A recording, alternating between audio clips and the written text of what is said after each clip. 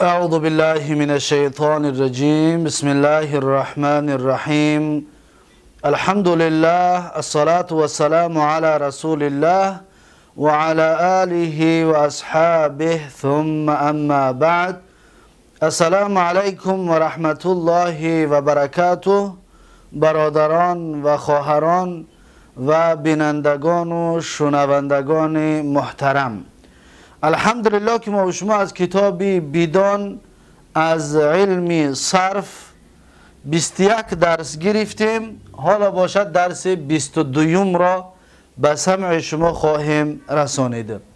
کتاب بیدان درس 22 و موضوع درس 22 ما و شما اسم زمان، اسم مکان، مصدر میمی، یعنی سه موضوع است. موضوع درس امروزه ما و شما سه موضوع می باشد. ببینید، یکم اسم زمان، دوم اسم مکان، سیوم مصدر میمی. این سه موضوع را ما و شما یک درس میکنیم. به خاطر چی؟ به خاطر آنکه وزنها در ترازو اینها تقریبا هر سه یک هستند. به همین سبب اینها را هر سه یک جا یک درسش میکنیم و به سمع شما خواهیم رسانید. اکنون میبینیم که صاحب کتاب درباره اسم زمان و اسم مکان و مصدر میمی چی میگوید. دقت بتید، هر کسی که کتاب رو دارد صفحه 54، در صفحه 54 این موضوع اسم زمان و اسم مکان است. در صفحه 55 پس مصدر میمی است. اینها را انشاءالله یک جا درس خواهیم کرد. صاحب کتاب بیدان میگوید اسم زمان و اسم مکان از ثلاث مجرد و از باب یفعلو به کسر عین و از مثال مطلقاً بر وزن مفعلون به کسر عین می آید، همچون مضربون و موعدون. و از غیر باب یفعلو به کسر عین و از ناقص مطلقاً بر وزن مفعلون به فتح عین می آید، همچون مقتلون و مرمیون. خب اکنون این قاعده هست. این قاعده همچنین بعضی در یک شعرش در آوردگی است، نظم در آوردگی است. نظم از یاد کنید. این قاعده را همیشه شما در ذهنتون گویا که دارید. در شعر در نظم میگوید که ظرف یفعیل مفعیل است الا ذی ناقص ای کمال، غیر یفعیل مفعل آید دائما الا ذی مثال. الا مثال. ببینید این شعر همین گفته های مؤلف را بیان میکند. یعنی چی؟ در یادتون باشد ما و شما در گذشته گفته بودیم که در صرف همگی 22 باب است. 22 باب. این 22 باب به 4 قسم تقسیم می شود. 6 تا اولش باب ثلاثی مجرد است، نامش ثلاثی مجرد. اکنون صاحب کتاب حالا برای ما و شما اولا این 6 باب ثلاثی مجرد را بیان میکند. حالا این بابهای پایان بدهش را نه، میگه که از ان همین 6 باب ثلاثی مجرد ما 2 وزن اسم زمان و اسم مکان میگیریم. دقت بتید. مثلا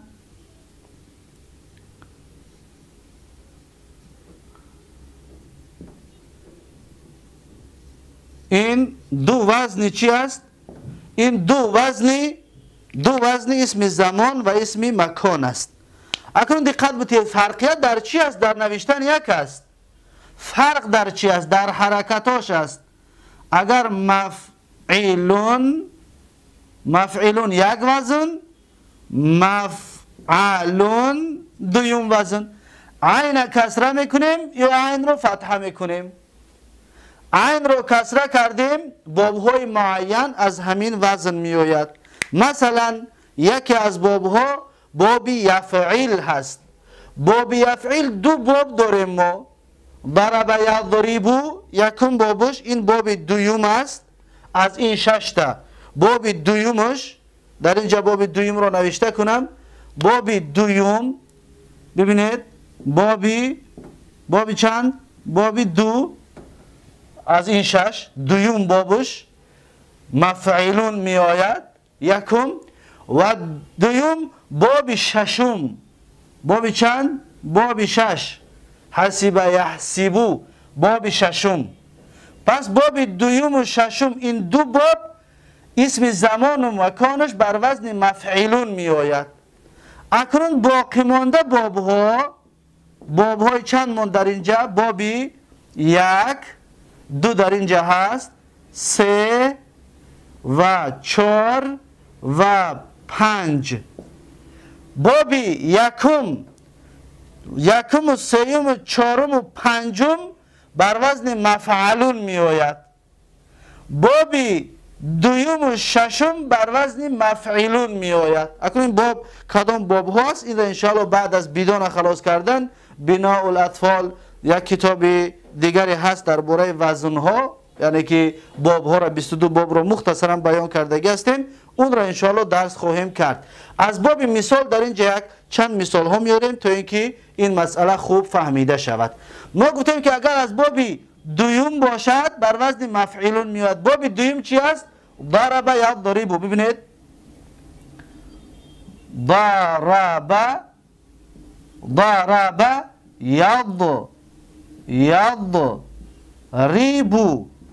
یضرب از باب دویم است. پس اسم زمان و مکانش بر وزن مفعولون می آید. در اولش اولا یک میم را می نویسیم، میم، بعد حرف ضاد را دویم، بعد سوم حرف ر را، حرف ر، و چهارم حرف ب را. ببینید پس حرکت چه به مثل این حرکت میتیم. میم فتحه دارد، فتحش میمونیم.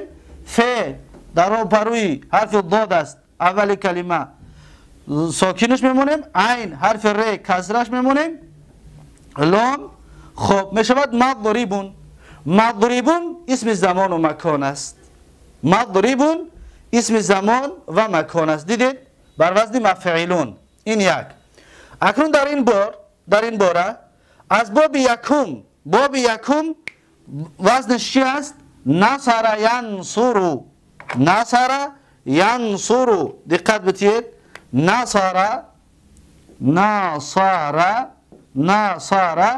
ینصر. ببینید ینصر. اکنون ما از این وزن از باب یکم که هست بر این وزن اسم زمان و مکان میگیریم. در اولش میمی مفتوحه را میمونیم. اولین حرف این چی است؟ حرف نون و صاد داره، اصلی باب است. ف و عین و لام بر وزن در طوری میگیرد. بعد دویم حرف نون می نویسیم. سوم حرف صاد را، چهارم حرف چی را؟ حرف ر را، چهارم حرف ر را. پس میشود چی؟ بر این وزن میمونه. ببینید میم فتحه است، فتحه میمونیم.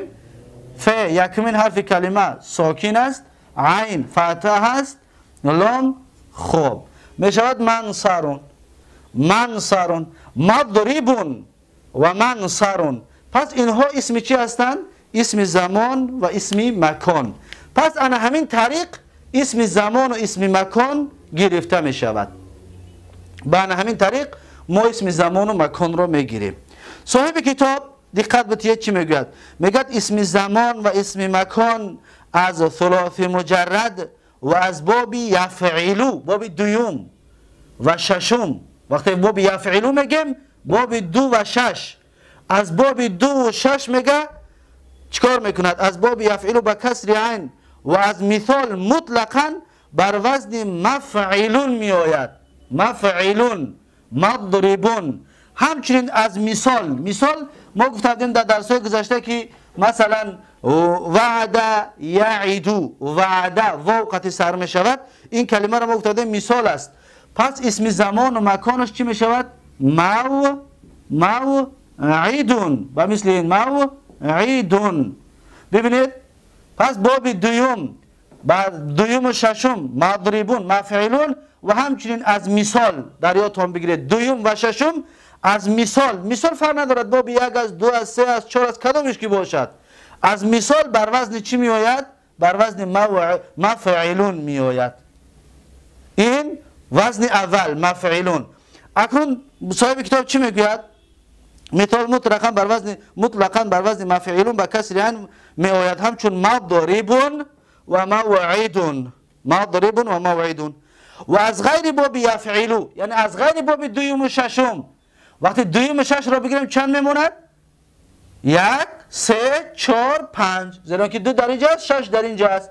پس باب یکم و دویم و سیم و یکم و سیم و چهارم و پنجم بر وزن مفعلون می آید. این را میبینیم که چی میگه صاحب کتاب؟ میگه که از غیر بابی یفعلو با کسر عین و از ناقص. ما گفتیم ناقص کلمه را میگن که در آخرش حرف چی دارد؟ علت دارد. مثلا رما، ببینید رما در آخرش حرف چیه؟ حرف علت. انا همین را میگن ناقص، فرق ندارد واوی باشد، یایی باشد، الف باشد، هر کدامش که باشد. پس از ناقص یعنی باب یکم، سیوم، چهارم، پنجم و از ناقص بر وزن مفعلون می آید. پس این ناقص اسم زمان و مکانش مرمن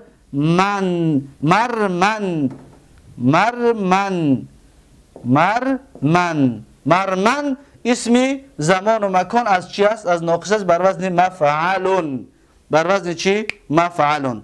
صاحب کتاب میگوید که از غیر باب یفعلو، یعنی دویم و ششم، از غیر دویم و ششم از این باقی مانده باب ها با کسر عین و از ناقص مطلقا چطوره که وعده یعود رفته به هر کدام بابی باشه به این وزن می آید. اما ناقص از هر وزنی که باشد، از هر بابی که باشد از همین 6 تا بر این وزن می آید. بر این وزنی که در اینجا شما میبینید بر وزن مفعلون به فتح عین می آید. مفعلون به فتح عین.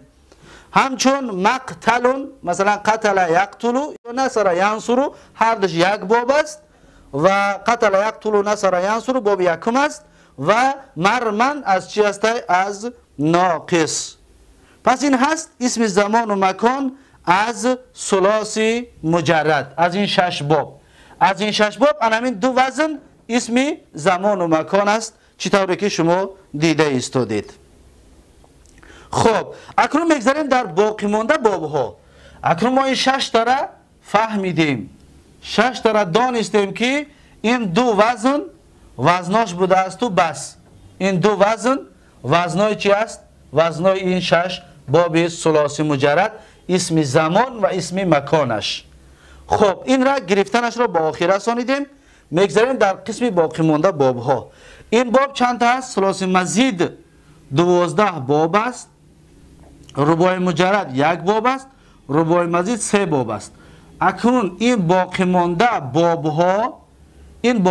باب ها بر وزن اسم مشترکش میگن. اسم مشترک.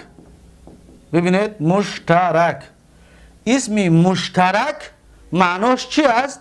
اسم مشترک معناش همین است که چطوری که ما گفته بودیم که اسم مفعول چطور گرفته میشید؟ مثلا دحرج یدحرجو از باب 19 هم که بود، از این باب.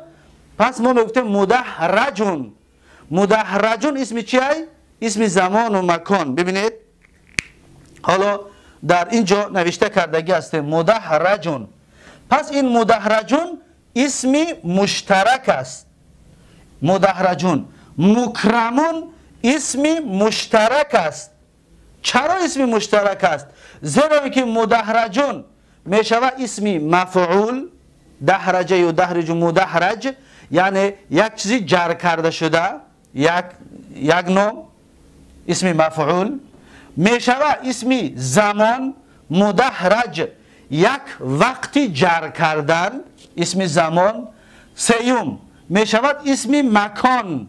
پس میگه مدحرجون یعنی که یک جای جر کردن، مکان جر کردن. 3 تاشید و 4م مصدر میمی همچنین و همین وزن می آید، یعنی مدحرجون به تاجیکی جر کردن.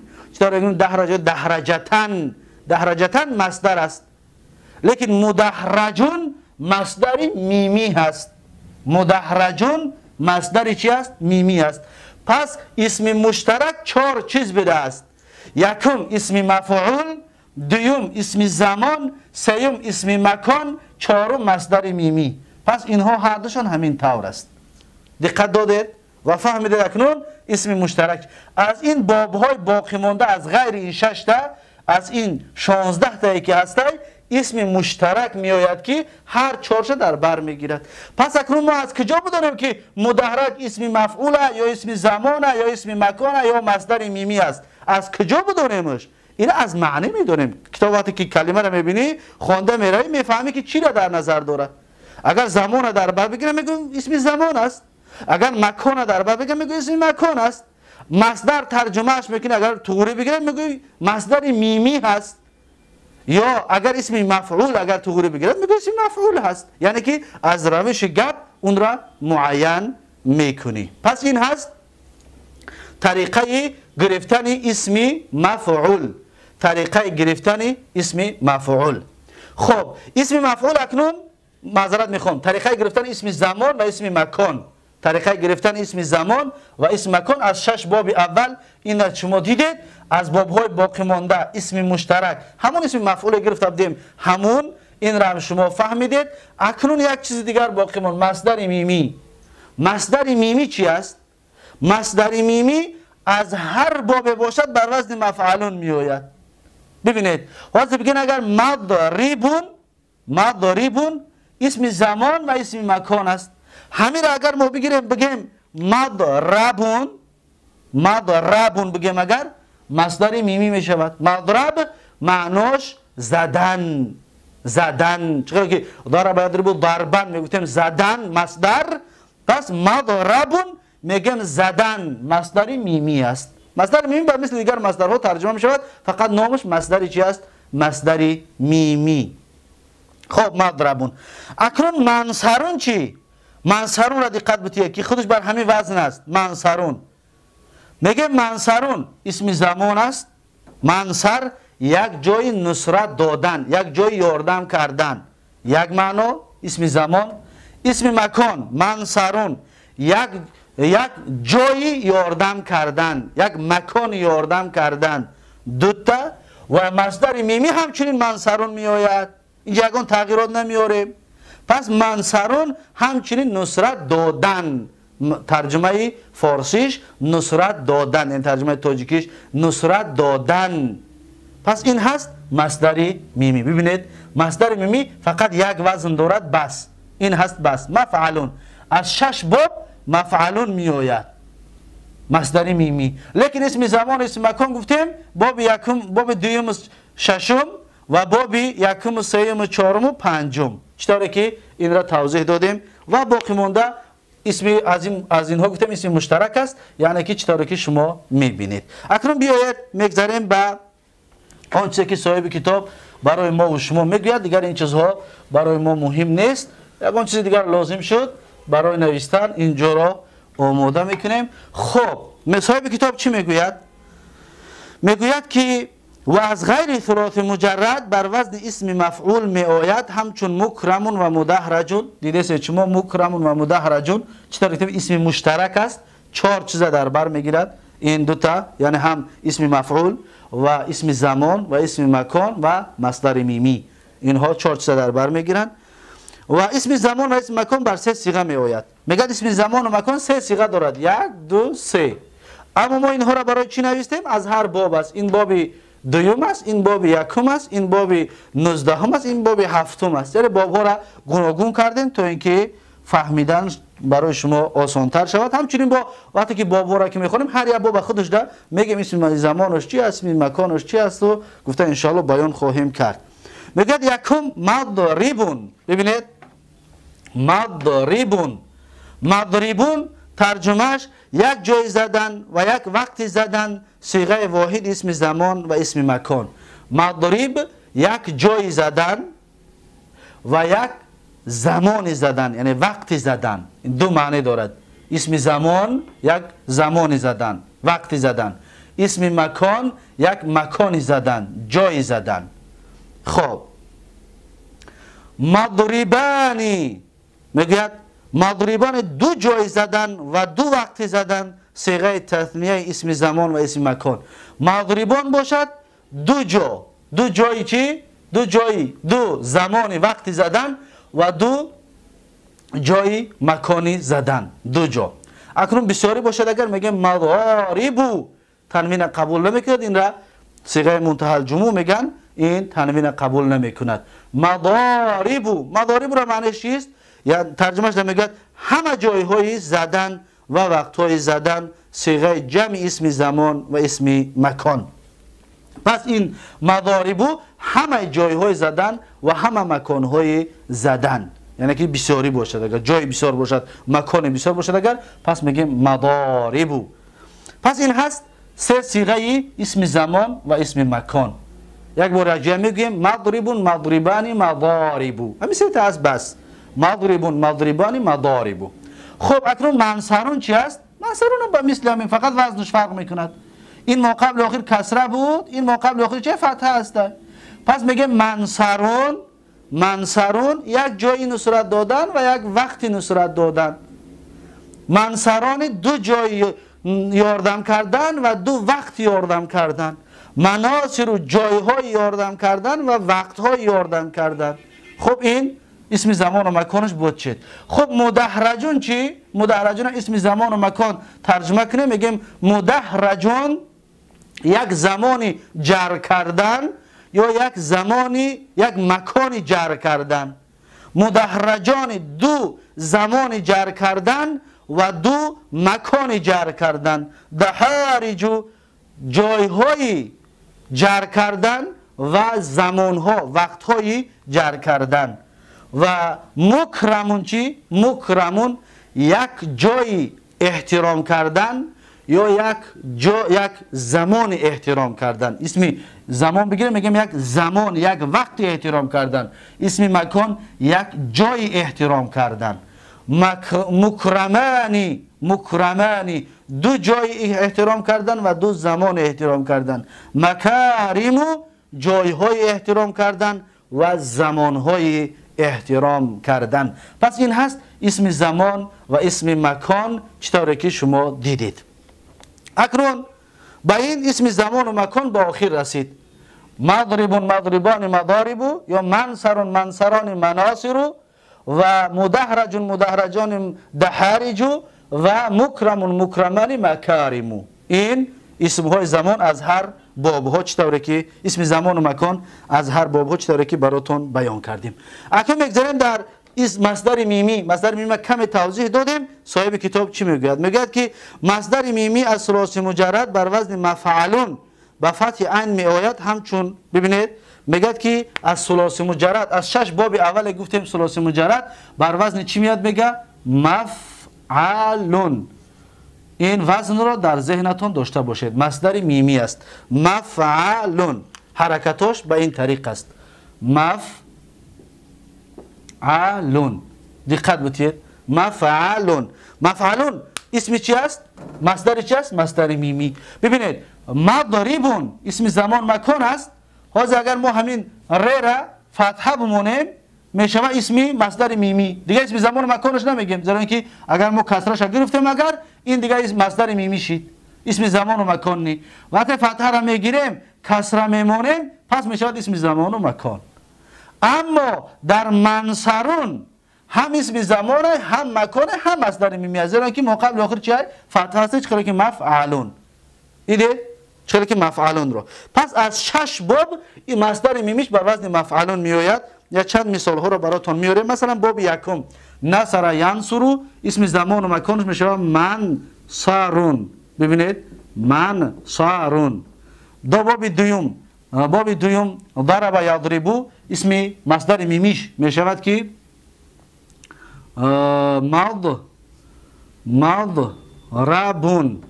مضربون. باب سیوم فتح یفتحو اسم زمان و مکانش میشود که مفتحون. ببینید مفتحون و مثل همین. ببینید همه در اولش هم میمی مفتوح است. این اولین حرف کلمه که هست ساکن است، ساکن کردگیم همش را. این دویم حرف کلمه است، فتحه است، همش فتحه میکنیم. ببینید فتحه میکنیم. حرف لام آخری کلمه که ضمه و تنوین داده استودیم. خب اینها همشون چی هستن اکو؟ مصدر میمی. مثلا میگه منصرون نصرت دادن. اگر مصدر میمی بگیم اسم زمان و مکان جای نصرت دادن و زمان و وقت نصرت دادن. مضربون فقط اسمی مصدر میمی است و بس. پس میگه مضربون زدن، مصدر میمی. مفتحون میتوانیم بگیم که مفتحون اسم زمان است، اسم مکان است، مصدر میمی است. اسم زمان، اسم مکان، مصدر میمی بر همین وزن میاد. به مثل چی؟ به مثل منصرون.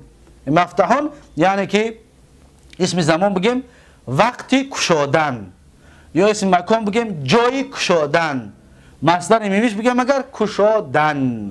پس انا همین طور ترجمه کرده می شود. خب صاحب کتاب چی میگوید؟ میگوید که مصدر میمی از ثلاثی مجرد از 6 باب اول بر وزن مفعلون، مفعلون می آید، همچون می آید به فتح عین می آید، همچون منصرون و معلمون و مضربون. منصرون یک جای یاردم کردن و معذرت میخوام مصدر میمی است، یاردم کردن.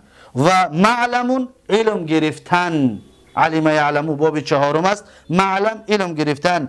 مضربون چطوره که شما میبینید مضربون یعنی زدن. و از غیر ثلاثی مجرد مشترک می آید به اسم مفعول، به اسم مفعول، همچون مکرمون و مدحرجون و متدحرجون چطوره که شما دیده استادید. مکرمون، مدحرجون یا متدحرجون. خلاصه از باب 7 سرکردگی تا باب 22 را اسم مفعول شما میگیری، همچنین مصدر میمی هم همون وزن قطعی میاد و مثل همون میآید. اما چطور گفتیم از کلمه ما میفهمیم که اسم زمان است یا اسم مکان است یا اسم مفعول هست یا مصدر میمی هست. خب همین اسم مصدر میمی همچنین با آخر رسید. همچنین در آخر ما گفته نماند که ما گفتیم اسم زمان، اسم مکان چند صیغه‌ای دارن؟ اینها 3 صیغه‌ای دارن. نه چطور که شما میبینید یک جو، دو جو، جمع. اینها 3 صیغه‌ای دارن، ایناش هم 3 صیغه. اما مصدر میمی چند صیغه دارد؟ مصدر میمی فقط یک صیغه دارد و بس. این دیگه مفعلون و مثلا منصرون و منصرانی منصرونه نمیگیم، هم یک صیغه دارد خلاص. منصر خلاص یک صیغه دارد، مصدر میمی یک صیغه دارد. مثلا مدحرجون خلاص مصدر میمی. اما مدحرجانی را نمیگه مصدر میمی 2 تگش، نه فقط یک تگه را میگیریم. تا اینجا هم مصدر میمی است و هم چی است؟ هم اسم زمان و مکان می باشد. اما اسم زمان و مکان چطور که شما میرید 3 صیغه دارد، این صیغه هایشون می باشد. پس این هست درس امروزه ما و شما، اسم زمان و اسم مکان و مصدر میمی. اکنون ما و شما در درس‌های گذشته گرفته بودیم که عرب از هر مصدر 12 چیز اشتقاق میکند. از این 12 چیز فعل ماضی بود گرفتیم، مضارع بود دوم گرفتیم، سوم اسم فاعل گرفتیم، چهارم اسم مفعول گرفتیم، پنجم فعل جهد گرفتیم، ششم فعل نفی گرفتیم، هفتم امر گرفتیم، هشتم نهی گرفتیم، نهم اسم زمان امروز گرفتیم، دهم اسم مکان امروز گرفتیم. اکنون 2 تا دیگه هست، اون چی است؟ اسم آلت و اسم تفضیل. انشاءالله این را درس آینده خواهیم گرفت و میبینیم که اسم آلت اسم تفضیل چه وزنها قطعی میآید و چه طور هستند. بارک الله فیکم و جزاکم الله خیرا و السلام علیکم و رحمت الله و برکاته.